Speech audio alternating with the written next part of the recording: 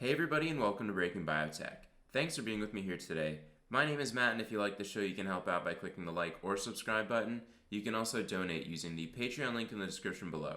So I'm glad to be back, and I've got a great show for everybody today. We're going to be talking about two different biotech companies that recently shared some updates that led to some pretty big declines in their stock price. So we're going to first talk about Karyopharm, which shared a regulatory update about the path forward for endometrial cancer with selinexor treatment, and it was an unfortunate update that we got back, so I'll touch more on that and sort of the implications moving forward.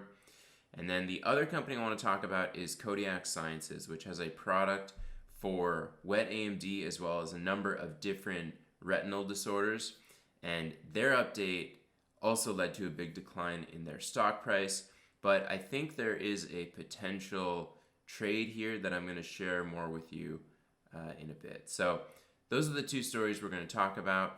Thank you so much for all of the support. Please hit that like or subscribe button so that it does continue to help push the numbers up so that I can continue to keep this train going and potentially get some nice guests on the show. So with that, we're going to get right into it. So the first story I want to talk about is that from Karyopharm, and the press release reads that Karyopharm provides a U.S. regulatory update on selinexor in advanced or recurrent endometrial cancer.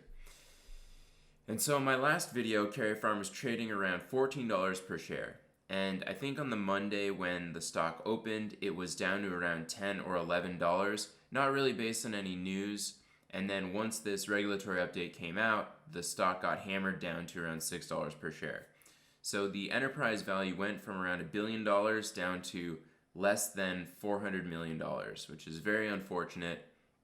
And for those who don't know, the SIENDO trial was an evaluation of patients that had endometrial cancer, and the goal was to treat them with selinexor or placebo in the maintenance setting. And the goal was to see whether or not there can be an improvement in progression-free survival. So the news that I shared in the last video was that there was according to Karyopharm, a statistically significant improvement in PFS compared to placebo. The hazard ratio was 0.7, and the progression-free survival was 5.7 months compared to 3.8 months on placebo in these patients. And so the company had set out a goal of hitting a hazard ratio of 0.6, so they were unable to hit that in their total population. But when they did a subgroup analysis of wild-type p53 patients, the hazard ratio went down to 0.38. So a much greater effect in this subset of patients. So I posited that Karyopharm might be able to seek approval with this data set in the entire patient population, but that it would be risky because the hazard ratio of 0.7 might not be enough for the FDA to see benefit here, given the risk profile of the drug. Now, I thought that if they were going to consult with the FDA, they could also present this wild-type p53 data, and this would be much more compelling, and it would be much more likely for the FDA to say that they could move forward with a supplemental NDA for the wild-type p53 mutation patient population only. Now, we got the worst possible news, which is that the FDA said that there could be no path forward with the data set that would support a approval of a supplemental NDA. So the press release here reads that the company received feedback that the current SIENDO study top-line results are unlikely to support an sNDA approval. They say that Karyopharm and the FDA participants had differing views on the study's significance and overall clinical benefit for the whole population, and discussed that further exploration of patients with advanced or recurrent endometrial cancer with p53 wild type is warranted. So unfortunately, the company got the worst feedback from the FDA, and they're going to need to do another trial.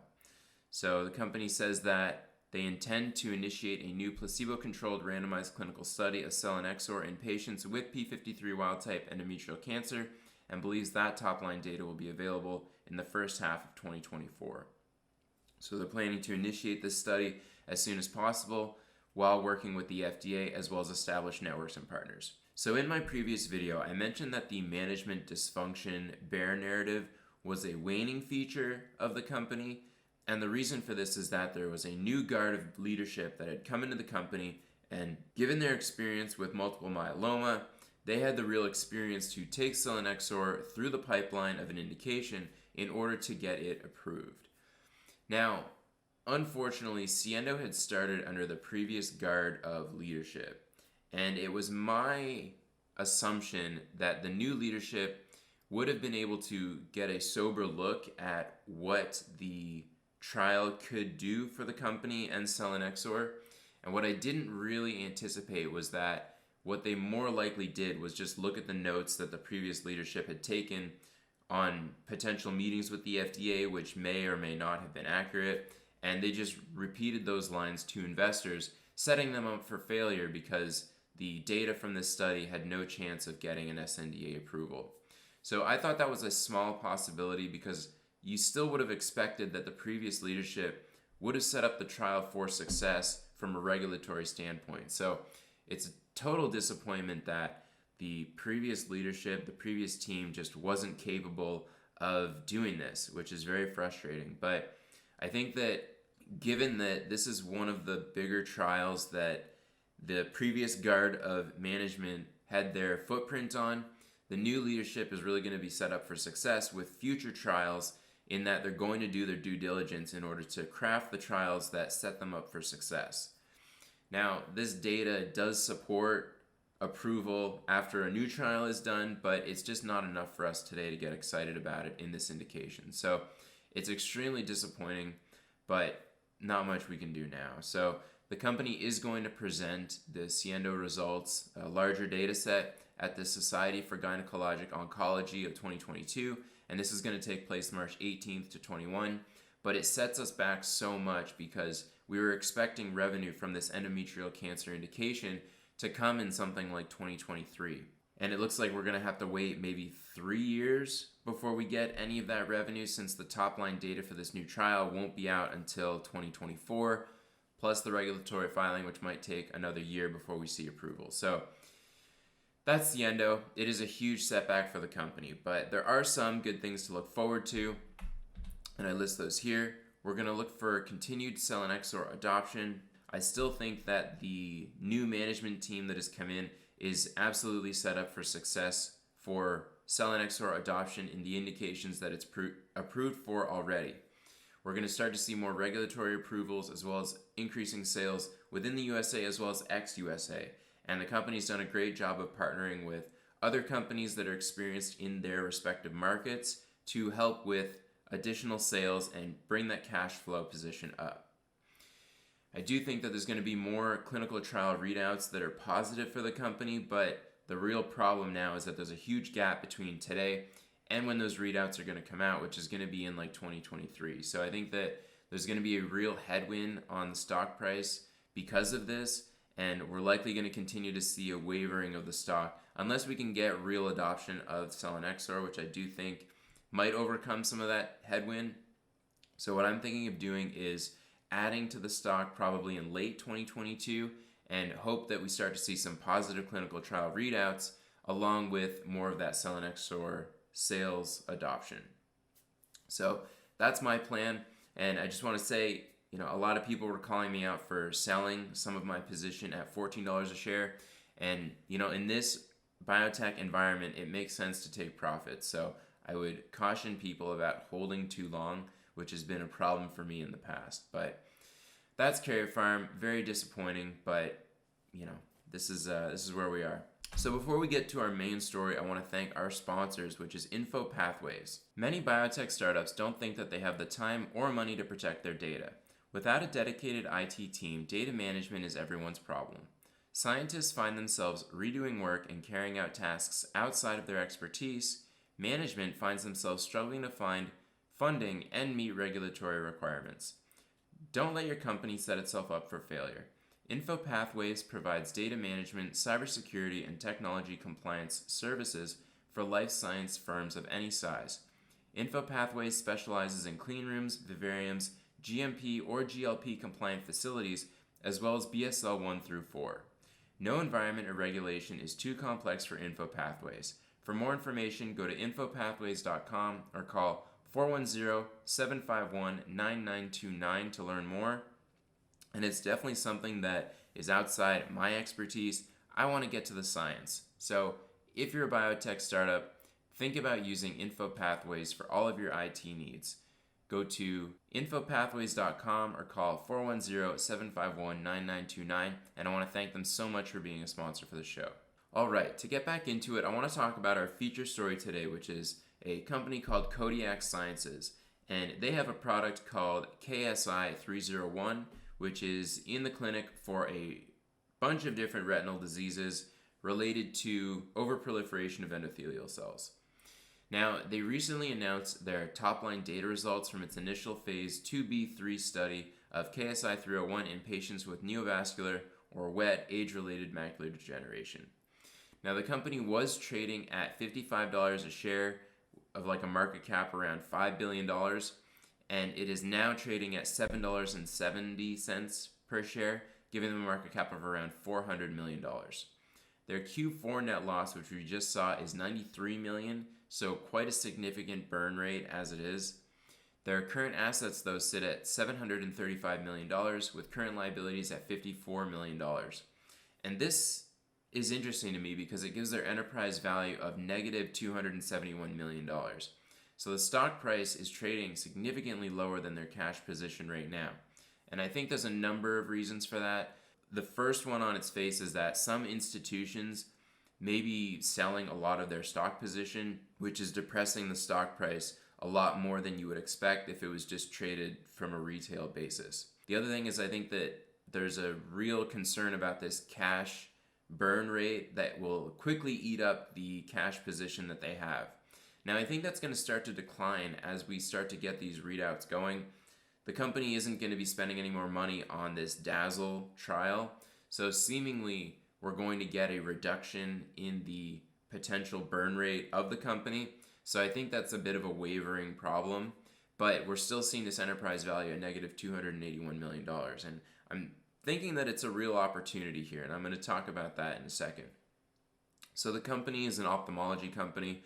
They're looking to commercialize KSI 301, which is a long-acting anti-VEGF therapy, and I'll touch on that more in the next slide.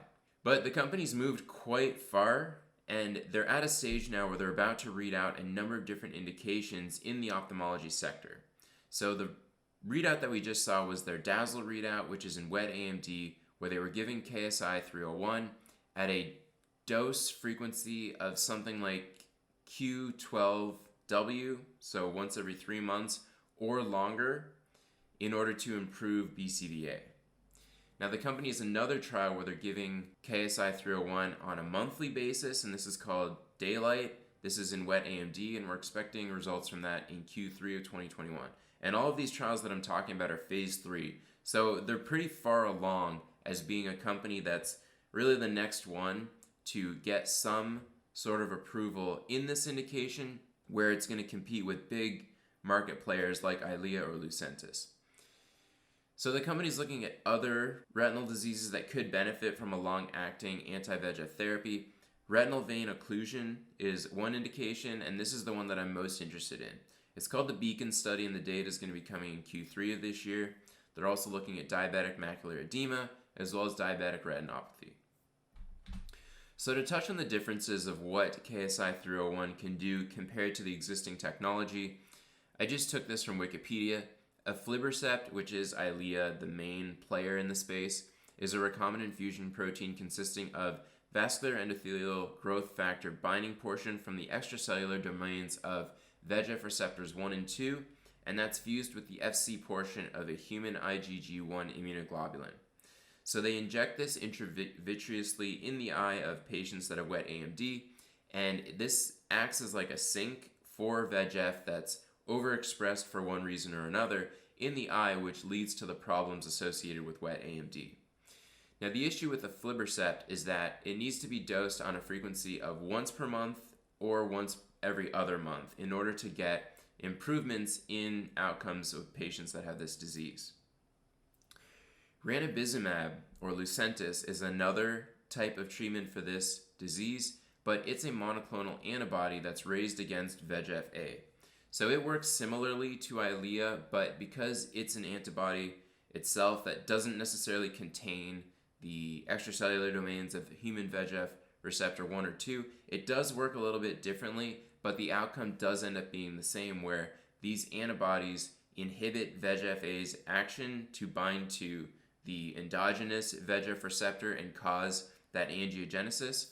So it does work quite well, and it compares quite favorably to bevacizumab or Avastin, which is a drug that was commercialized for cancer therapy, but it's been used off-label in wet AMD. In terms of market share, I think that Avastin has like half of it because it's so cheap. It's like $50 a dose compared to Lucentis or Eylea, which cost around $2,000 per dose. And so I think Lucentis only has something like 15 or 20% of the market, whereas Eylea has the rest. And so don't quote me on that. I think there's some data out there that I've seen to support that, but that's where the market is right now. There's some other players that have been approved recently, but I think their adoption has been relatively slow. Beovu is one that comes to mind. But where KSI-301's excitement is that it could be dosed maybe twice per year, and it could have the same type of efficacy as something like aflibercept or ranibizumab. And it could do this because it was an antibody against VEGF, but it was linked to a biopolymer that would make it difficult for the body to degrade it and then excrete it. So it would stick around in the eye long enough to exert more effects than something like an aflibercept or ranibizumab. That's what it was pitched as to us. And there was some interim data that really supported this, and I'll show this in just a second. But what we saw in this big top-line result readout was that the study of KSI-301 in neovascular or wet age-related macular degeneration is that the study did not meet the primary endpoint of showing non-inferiority visual acuity gains compared to aflibercept given every 8 weeks. Nearly 60% of KSI-301 patients achieved every 5-month dosing at year 1 with visual acuity gains and anatomic improvements comparable to the overall aflibercept group. Now, one quote I want to mention here is that they say that one significant factor that likely contributed to this phase 2b/3 study missing its primary endpoint, undertreatment of a minority of patients, is addressed in Beacon, proactively dosing every 8 weeks, and Glimmer, tighter dynamic retreatment criteria and dosing as frequently as every 8 weeks, and is not present in Daylight, in which all patients are proactively treated on an every 4-week regimen. So, from the outset, we were told before that it was around 60% of KSI-301 patients that would achieve once every 6-month dosing. And what they're saying here is that it's in fact once every 5-month dosing that they were able to see comparable visual acuity gains. So from its outset, there's a real problem or real disconnect between this trial and the previous trial that we saw, the phase 1b data. So let's see what this looks like. So what we're looking at is the top-line results that we see, and we see that KSI-301 given at 5 milligrams gets an average mean BCVA change from baseline at 52 weeks of around 1. And the aflibercept group, on the other hand, gets a BCVA change from baseline at 52 weeks of around 7. So, huge success for aflibercept, huge disappointment for KSI-301. We also see a big improvement of aflibercept compared to KSI-301 in the adjusted mean CST change. So even anatomically, we're seeing that KSI-301 is not able to get to the level of aflibercept in reducing CST. So overall, it's a big failure. But let's look at this when it's broken down in terms of which patients needed certain dosing adjustments. And so when we break it down here, it really looks like there's a portion of patients that are not able to get that Q20 or Q24 week dosing regimen and still get improvements in BCVA. So what we see is that 10% of patients need Q16 weekly dosing regimen, and then they're still able to get pretty good improvements in BCVA. But the patients on Q12W dosing, 30% of them, even on Q12 dosing, still get a pretty big failure when it comes to improvements in BCVA. Now, the problem with this study is that the protocol did not support dosing more frequently than Q12W. which is once every 3 months, I believe. So the investigators could not dose more frequently in order to get these patients up to the level of where they would need to be in order to bring the average amount up and see non-inferiority to aflibercept. So if you imagine that within this 30% of patients, a portion of them actually do respond to Q12W dosing, but another portion, probably a significant amount, don't. And they needed something like Q8 or Q4 weekly dosing. But we're not able to see that because the protocol limited it so much. Now, if we compare this data to what we saw in the phase 1B data set, we got an improvement of plus 5.7 on BCVA, and this compares to 1 on the phase 3 trial that we're looking at right now. So just a huge disappointment in terms of the level of efficacy that we see from phase 1B to phase 2B3.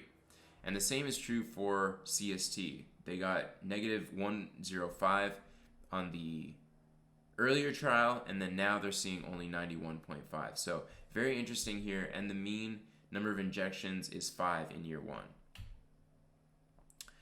Okay, so I already mentioned the issue here, which is that physicians could not dose more frequently than Q12W, and this is what really brought the average BCVA down substantially.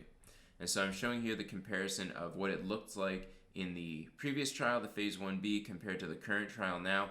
And I already mentioned that there's a discrepancy in what the results they got in the phase 1B versus what they saw in the phase 2B3. Now to talk about safety briefly, this is another sticking point, which is that KSI 301 had a number of safety signals that did not come up in the aflibercept group at all, which is very interesting. The aflibercept group had 0 safety signals, whereas in their FDA filing documents in the label, the studies show that intraocular inflammation rates with aflibercept happen at a rate of around 1 to 4.5%. So this data here that they're presenting is that aflibercept did a lot better than what was expected, whereas KSI 301 did what was in line with what was expected. I think that these safety signals are still pretty manageable, and that it looks a lot worse because the aflibercept group did so good. So I think this is okay, despite the fact that it looks kind of bad on its face. These numbers here are pretty good, and if you look at these compared to some of the gene therapy products that are in the clinic right now, this looks a lot better than them. So I still think this would support approval technically if the efficacy was there, which it was not. So what I want to talk about is sort of the upcoming trials that are happening and talk about my thesis on why I think it makes sense to take a position and is something that I've done. Not trading advice, but it is something that I'm doing, and I want to explain why, totally for entertainment purposes. So the net assets that Kodiac has now are $681 million, giving them that enterprise value of negative $281. But the company has a number of phase 3 readouts that are upcoming pretty soon, and they're going to be pretty big movers for the stock. So I already mentioned some of the details of these, but what is important to note, and what the company noted previously, is that the upcoming readouts are going to allow the investigators to dose more frequently than Q12W, which was a limitation in this wet AMD study. Now, I don't think they're going to need to dose that often in a number of these studies, but because the investigator has the option, it'll give those patients an opportunity to see BCVA improvements, which is in line with what they showed us in their phase 1B trial data. Now, they were restricted from doing that in this current wet AMD trial, but they're not going to be that hindered in the upcoming readouts. And so we're going to focus on the retinal vein occlusion study because this is the one that's coming up so soon. So to start off here, I want to share the phase 1B data in RVO. And what they shared here was something similar to the wet AMD data at 1 year, which is that 66% of the patients were on a 6-month or longer treatment-free interval at 1 year. Very similar to wet AMD, right? So, we could expect, and I think investors are pricing in that it's actually going to be a majority of patients that are on 5 months or longer, which I think is okay. It's still a lot better than the standard of care today. And if the safety is in line with what we saw with the phase 3 in wet AMD, I think it'll still be okay. if we see that aflibercept actually comes in with what we would expect between 1 and 4% of intraocular inflammation, like we would expect them to do given the label. So I want to show here a comparison between the VIEW 1 and VIEW 2 study, which is a look of Eylea given at different dosing intervals in central retinal vein occlusion. Compare that to the phase 1b data from Kodiac that was looking at branch and central vein occlusion patients. So there's a bit of a distinction here, is that KSI 301 is taking both branch and central vein patients, whereas the VIEW 1 and VIEW study was just central vein patients. But I think we can ignore that and take it on its face that it will be a bit of a wash in the data. So what I want to show here is that in the label for Eylea, we see that Eylea given Q8W, or once every 2 months or 8 weeks, they get a BCVA improvement of around 9 to 11, we'll say. If we compare that to what Kodiac saw, they got a plus 22 improvement in these patients and a decrease in CST of 357. So these patients seem to be responding significantly more than those that were treated with Eylea, as well as patients that were treated with KSI 301 that have wet AMD. If we compare the improvement here in retinal vein occlusion patients to those with wet AMD, which I'm just going to go back, we see here that the wet AMD improvement from KSI 301 was only 6 in the interim data that we saw in phase 1b.